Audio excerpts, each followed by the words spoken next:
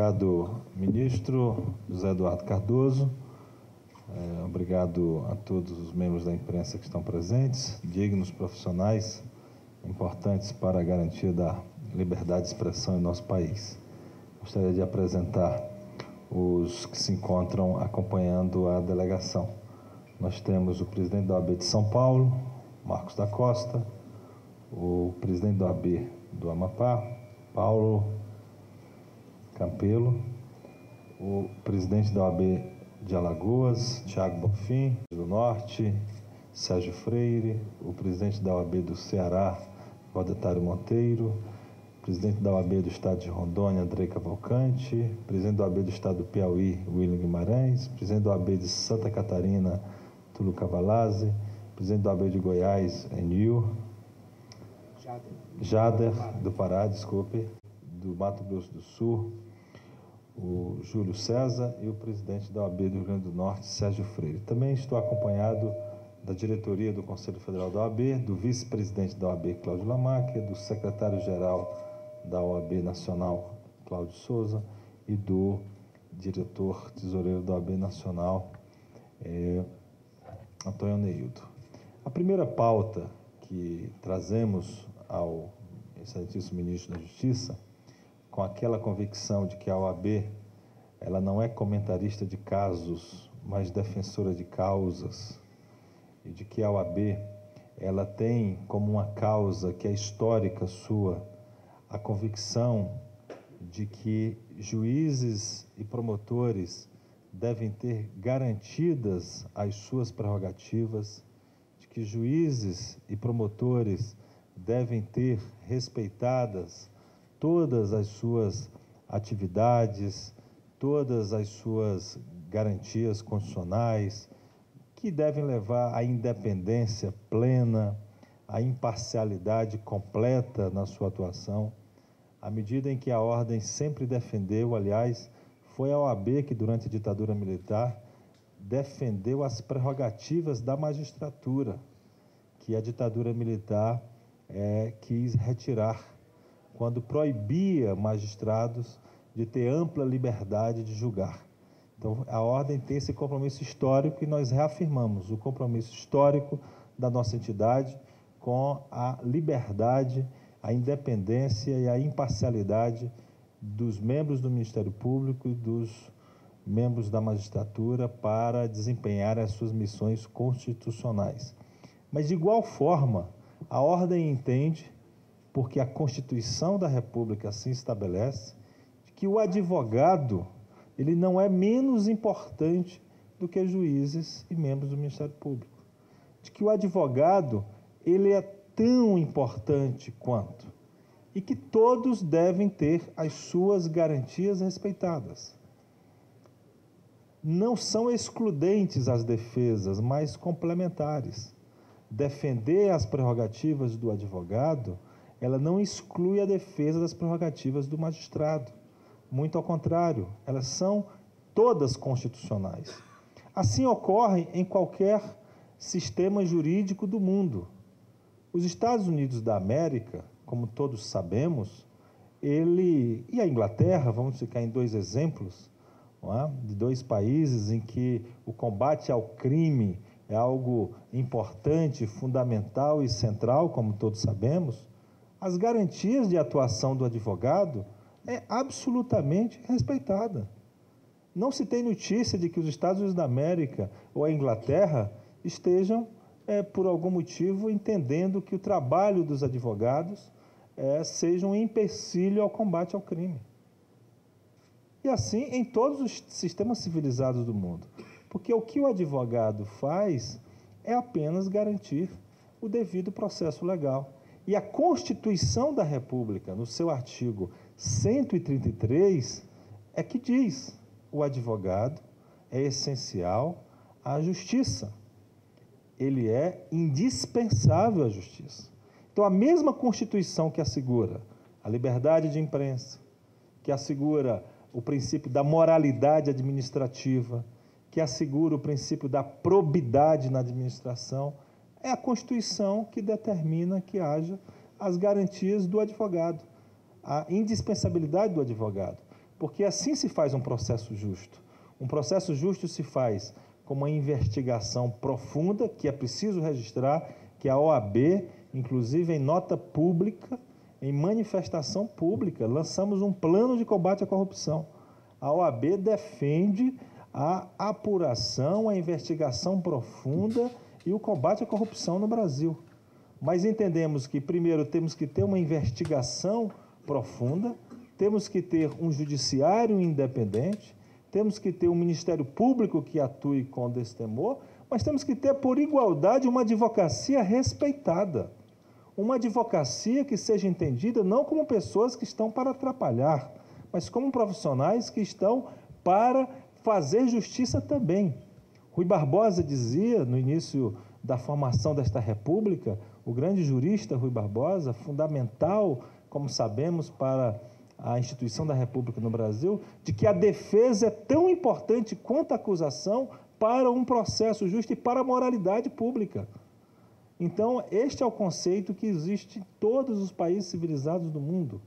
Na Inglaterra, nós temos agora a comemoração dos 800 anos da Magna Carta.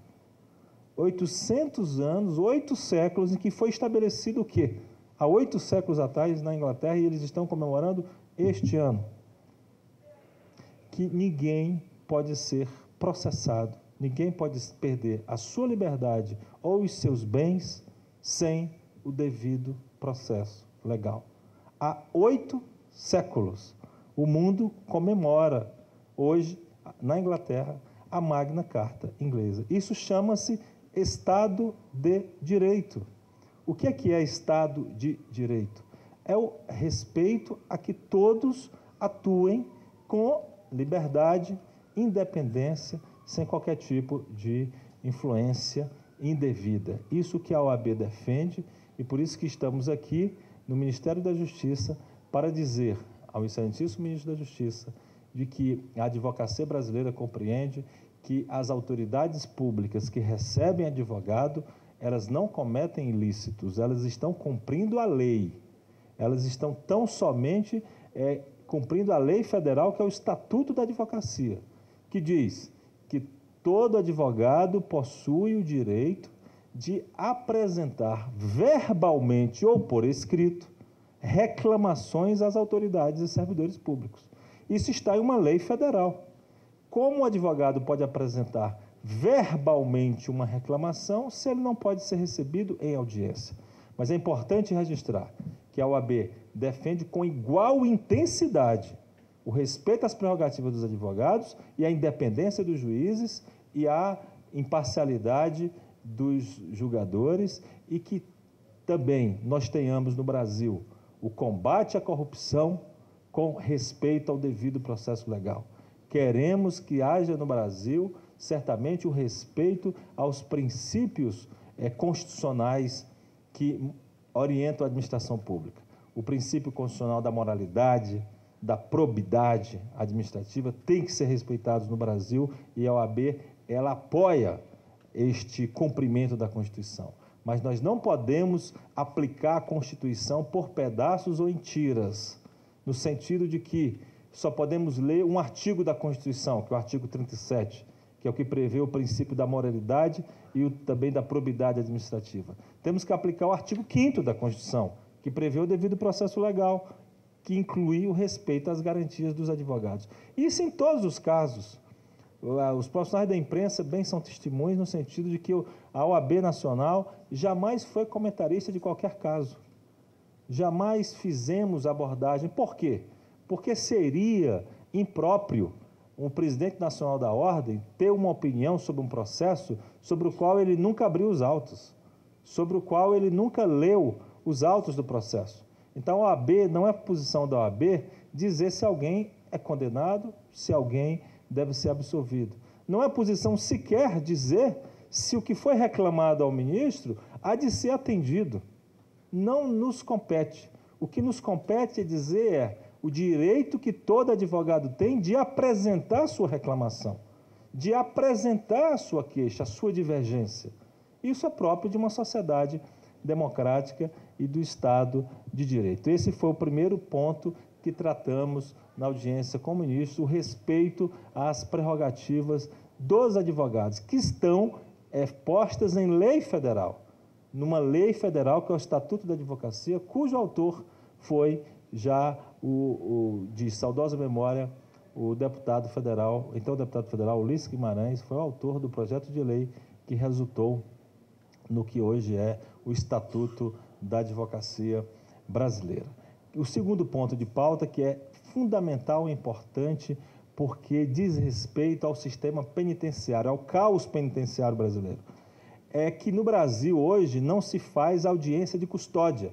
E nós queremos apoiar este projeto, que é do Conselho Nacional de Justiça, e viemos trazer ao ministro da Justiça o pleito no sentido de que o Ministério da Justiça também apoie esse projeto, no sentido de que um preso, todos os presos, ao serem detidos, sejam apresentados às autoridades judiciais. Para quê? Para que os juízes verifiquem que o preso, primeiro, precisa realmente ser detido. Segundo, qual a situação que ele se encontra. Terceiro, verificar se não há uma pena alternativa para aquele preso. Isso vai beneficiar principalmente as pessoas presas pobres do Brasil. Aqueles que mais necessitam do nosso apoio, do nosso olhar. As pessoas que são presas no Brasil afora. Nesse exato momento, estamos, inclusive, com a AB da Bahia, enfrentando uma questão no estado da Bahia, que estamos apurando, no sentido de que várias pessoas foram assassinadas, inclusive, sem qualquer direito de defesa. Estamos no Pará, com um movimento também de verificação. Nos últimos 2 anos, 10 advogados foram mortos porque estavam exercendo o direito de defesa.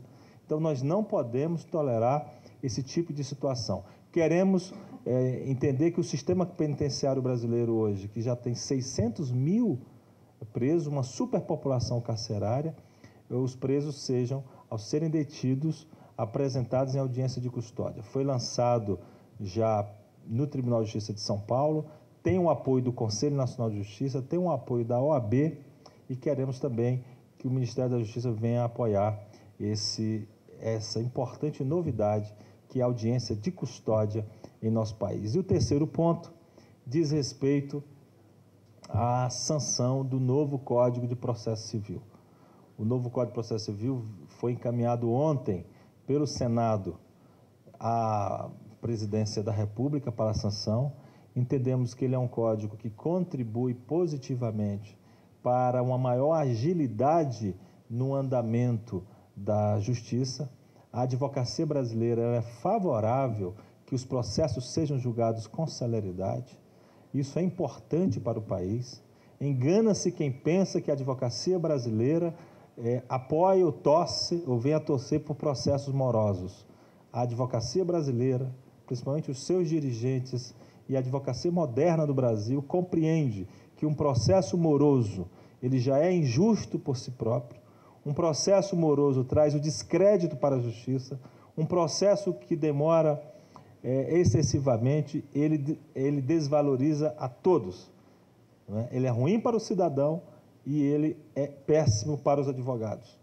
Ele também leva o descrédito judiciário. E o novo CPC, por contribuir com a maior agilidade da justiça, garantindo o devido processo legal e direito de defesa, tem o apoio da OAB para a sua sanção e viemos pedir, portanto, a sanção integral do novo Código de Processo Civil, que traz importantes bandeiras para a advocacia brasileira também. Gostaria, com essas palavras, de me colocar à disposição de todos e agradecer a audiência que foi concedida por Sua Excelência, o Ministro da Justiça. Muito obrigado.